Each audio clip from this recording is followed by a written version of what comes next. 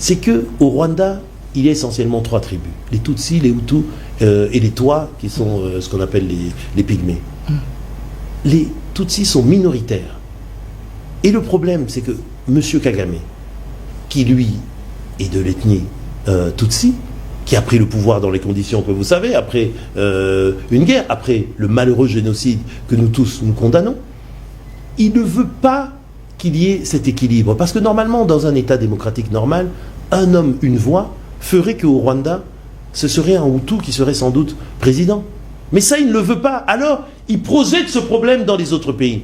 À côté du Rwanda, vous avez un pays comme, par exemple, le Burundi. Où il y a aussi des Hutus, des Tutsis et d'autres. Et pourtant, ce pays a trouvé une équation normale et une équation qui a instauré une paix durable. Avec un rapport, si on peut dire, proportionnel, qui n'est pas celui de la réalité. Il y a peut-être aussi 30% de Tutsis et combien 60% de Hutus et 10% de Twa. Mais là-bas, ils ont fait un rapport 60-40. Ça veut dire que les Tutsis ont une proportion donnée, artificielle, de 40% et les Hutus de 60%. Mais ils ont trouvé leur équilibre et c'est la paix. Nous allons parfois au Burundi, nous sommes allés avec le chef de l'État.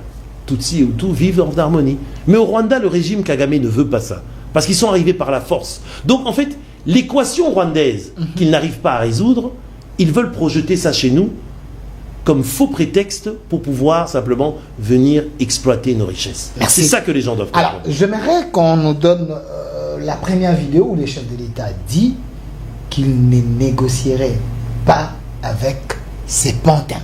Absolument. J'aimerais d'abord que nous puissions suivre cette vidéo et puis revenir sur ces plateaux parce qu'il y a tellement de questions très questionnantes à vous poser par rapport à ce que le chef de l'État a dit. Monsieur Massounda, si je peux avoir cette vidéo.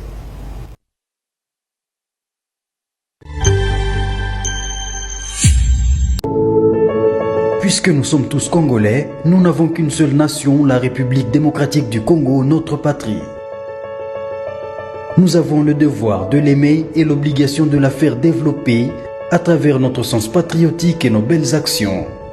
Chers patriotes, il est temps. Je ne veux pas discuter avec des pantins.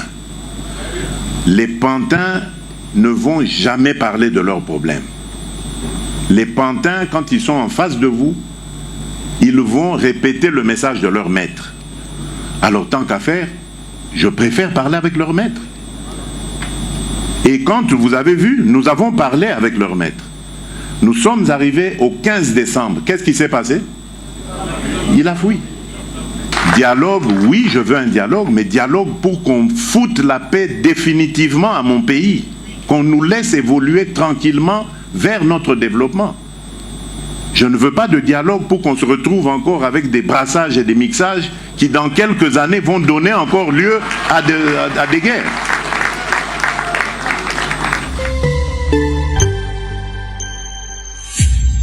Zala, bon citoyen. Est-ce le chef de l'État agit avec émotion ou avec l'âme d'un homme d'État?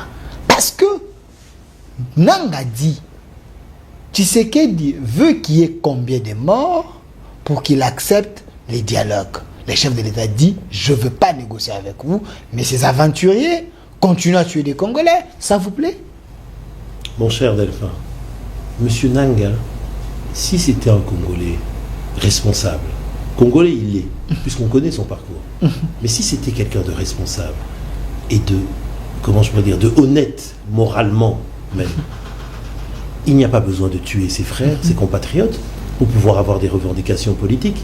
Si effectivement il a des critiques à faire sur la gouvernance du président Tshisekedi, il peut s'exprimer à Kinshasa. Il y a eu des élections. Pourquoi il ne s'est pas présenté comme candidat? Il y avait 22 candidats.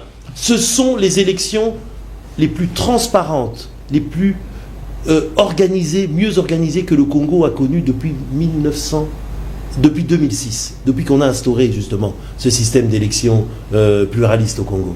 Donc, M. Nanga raconte, excusez-moi du terme, des foutaises, cher ami. M. Nanga est une marionnette créé par Joseph Kabila et manipulé par le Rwanda également pour pouvoir attaquer le Congo et servir les intérêts néfastes du régime de Paul Kagame.